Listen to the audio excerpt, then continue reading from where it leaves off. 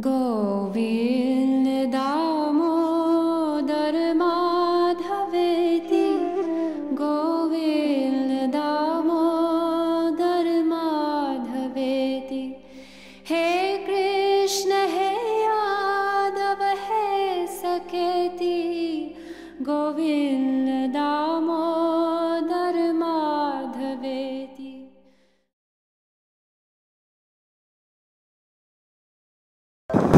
People often ask the question, why is there so much apparent inequality in the world? If God, He's supreme, He's supremely merciful, He's our well-wishing Father, why is it that there's so much suffering in the world?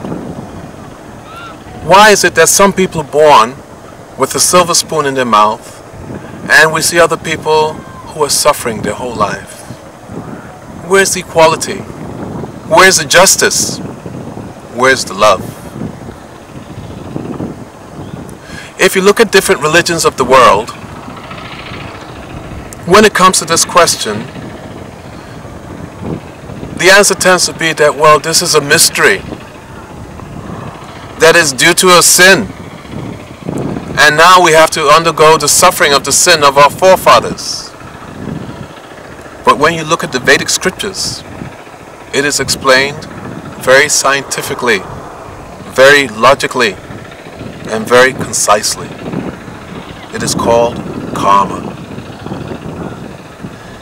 It is a truth which may be unpalatable, but is a truth which is irrefutable. The logic is irrefutable.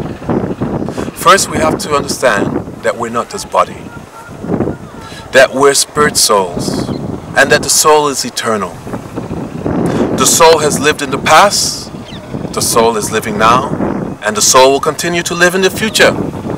In the ancient teachings of the Bhagavad Gita, Krishna, he says, Natvevaham jatu nasham, natvam neme janadi baha. He says, O Arjun, all of us have lived in the past. All of us are living now in the present. And we will continue to live in the future. He says, Najayate mriyate va kadachin, nayam bhutva bhavita va nabuya.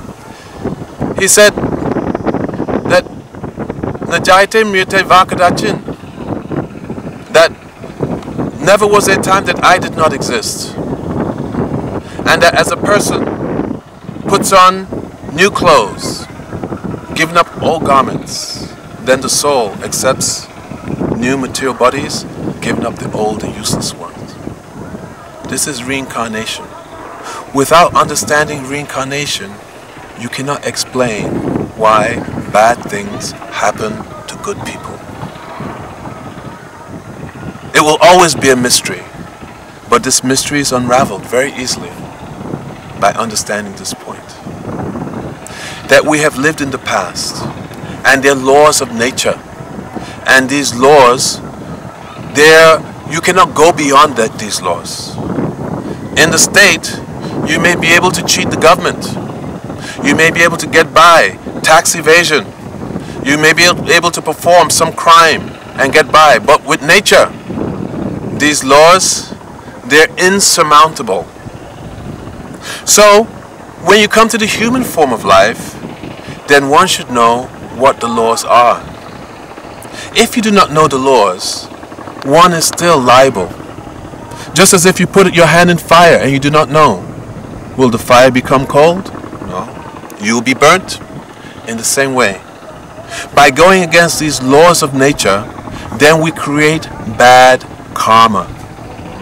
And this bad karma, when the soul leaves the body, the vehicle for carrying the soul from one body to the next is the mind.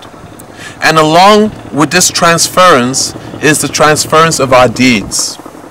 Every activity that we perform is being witnessed by the sun, the moon, and so many other entities who we may not be aware of. But they're seeing everything, and everything is recorded, good and bad. So, by understanding how to act in harmony with the laws of nature, how to perform good karma, then one brings good into one's life.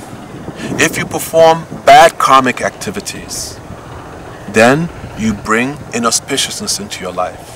And then if you perform akarma, means activities which are meant for direct union with the Supreme, then you become free from the cycle of birth and death, and ultimately you achieve the supreme destination and supreme union, or union with the Supreme.